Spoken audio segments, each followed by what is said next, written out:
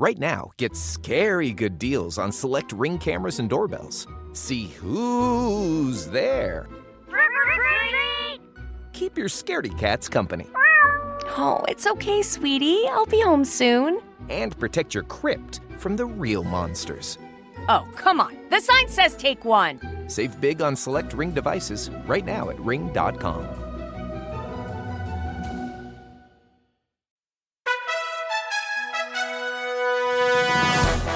This is Scams and Cons News with Jim Grinstead. In this week's news, a banker robs depositors of $47 million, loses the money, and forces the bank to close. And pickpockets are stealing your credit card data without laying a hand on you. But we begin with the story of a depraved scammer who robbed military Gold Star families.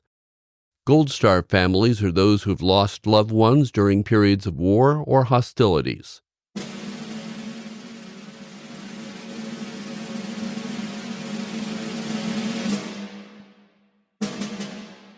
The former Army financial counselor was sentenced to more than 12 years in prison.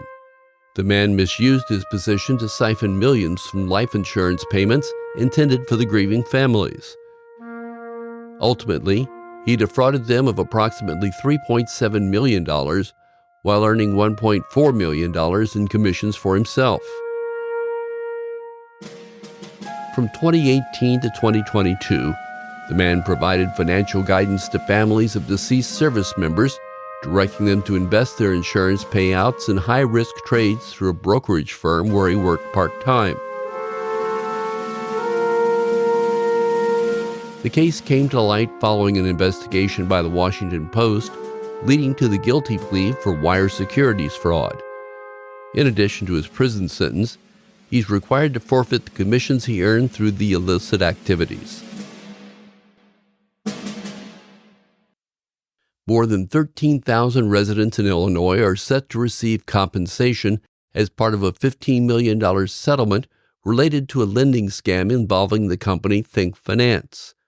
Each eligible individual will receive an average payment of about $1,100. The settlement is part of a broader initiative by the Consumer Financial Protection Bureau, CFPB, which will distribute a total of $384 million to 191,000 customers across 17 states. The lawsuit against Think Finance was settled in 2024 and alleged that the company unlawfully collected on loans that were void under state laws. Those laws involved excessive interest rates and licensing. The CFPB said that Think Finance engaged in deceptive practices, including making electronic withdrawals from customers' bank accounts and demanding payments for debts that were not legally owed. The CFPB's Civil Penalty Fund will compensate the victims. The agency emphasized the importance of providing relief to consumers affected by such financial misconduct, particularly when companies involved have declared bankruptcy or dissolved. Shan Haynes, the former CEO of Heartland Tri-State Bank in Elkhart, Kansas, was sentenced to more than 24 years in prison for embezzling $47 million from a bank. He then transferred the funds to cryptocurrency wallets controlled by scammers. The massive theft, carried out over just 8 weeks in 2023, led to the collapse and FDIC takeover of the bank, one of only 5 U.S. banks to fail that year. AI voice Brian tells us more. Haynes stole money from the bank, a local church, an investment club, and his own daughter's college savings account to invest in the scam. He never realized any profit and lost all the stolen funds. Judge John Brooms, who called Haynes' actions pure evil, ordered the former CEO to be taken into custody immediately after imposing the stiff sentence. The scam, which involved a co-conspirator communicating with Haynes via WhatsApp, followed a common scheme where victims are convinced to invest in cryptocurrency and then have their money stolen. Haynes made a series of 11 wire transfers to the scammers' accounts, with each transfer requiring another investment to unlock or guarantee the earlier funds. Heartland Tri-State employees circumvented the bank's wire transfer policies to approve Haynes' requests, and the CEO's dominant role in the banking community contributed to a reluctance to question or report the fraudulent activities earlier. Shareholders lost 70% to 80% of their retirement funds, and some victims are now struggling to afford basic necessities. Haynes, who had served on the boards of the American Bankers Association and Kansas Bankers Association, was charged with embezzlement by federal prosecutors and separately by the Morton County, Kansas attorney. He remains unrepentant, believing he could have recovered the stolen funds if he had more time before being arrested. This is Scams and Cons News.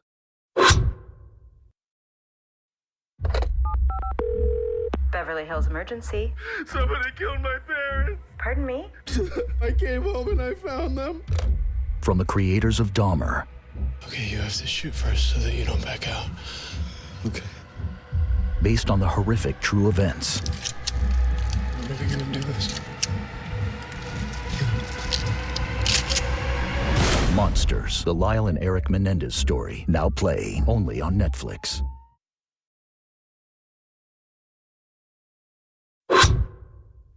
Solar power scams are heating up. In Huntsville, Alabama, scammers are trying to trick homeowners into buying solar panels. Huntsville utility officials are warning you about a scam tactic claiming to cut your bill while being environmentally friendly. So here's how it works. Huntsville Utilities, their officials say they received word of scammers calling customers in our area claiming to be solar contractors with the company. They say scammers are offering to install solar panels on homes to help reduce your bill for just $35. That should have been your dead giveaway. However, officials say the scammers will then start asking you for personal financial information. If you get a call like this, hang up immediately. If you believe you've already been a victim of this scam, contact police. When we're selling or buying a car, we want to get the best deal we can. Same is true of auto dealers, but they have tricks up their sleeves to make the deal sweeter for themselves. KY3 in Springfield, Missouri tells how it works. Well, seller beware. Crooks see your Facebook Marketplace or Craigslist ad, and while looking at your car, they'll distract you and damage your vehicle, then convince you there's a problem and you must lower your asking price. When they left, I noticed there were oil spots on my driveway where they had tampered with it. That's when Brandon Schmidley checked his camera. It only took a few seconds. Schmidley was trying to sell his 2013 Honda Odyssey. With the one at the back of the car and the other one walked around the front and put some oil in the cooling reservoir, squirted oil on either side of the engine, just smeared it all over there. He was asking for $9,000, but got less than half of that. I mean, you have a car that you own and somebody's vandalizing it and you don't even realize it. And then they use that against you fraudulently on what can be a really substantial transactions. What would make this situation right? What do you want to see happen? Oh, a time machine would make the situation right. I certainly don't want this to happen to anybody else. And it would be nice if there was some sort of justice on the part of the people who are doing this, just so that it's a deterrent for anybody else who thinks, oh, as long as you can get away with it, great. And if you don't get away with it, there's really not that much harm. It's said the only things in life you can't escape are death and taxes. Well, add one more, an apartment lease. When a tenant died, the San Antonio apartment owners sent her families a bill to fulfill what it felt was a broken lease. The woman's children received a collection notice saying they were owed $15,676 for the remainder of a 2-year lease. Texas law says family members can cancel a lease if a loved one passes away. The 91-year-old died in late June and was buried next to her husband. She had lived for more than 10 years in the apartment complex, and when she died, she had almost a year left on her 2-year lease.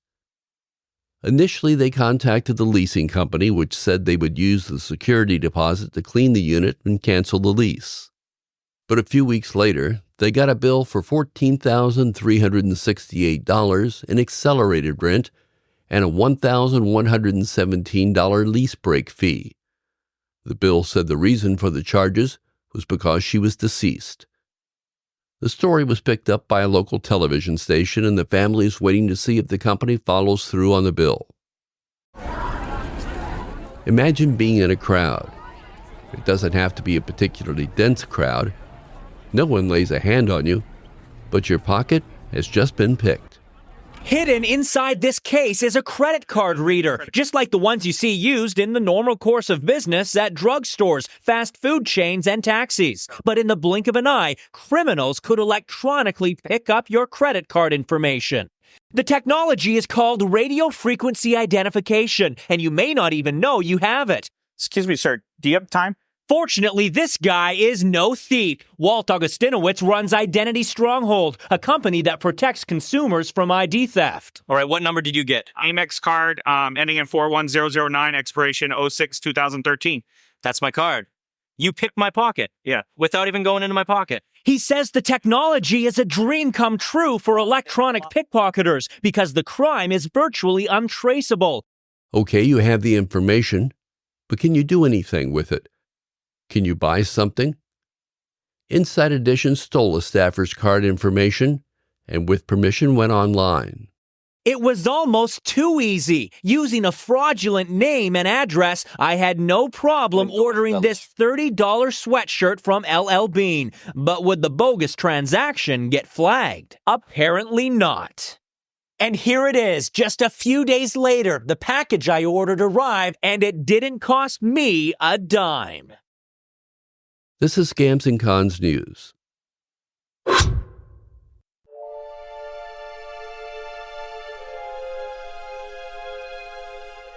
Scams and Cons is part of the Killer Podcast Network.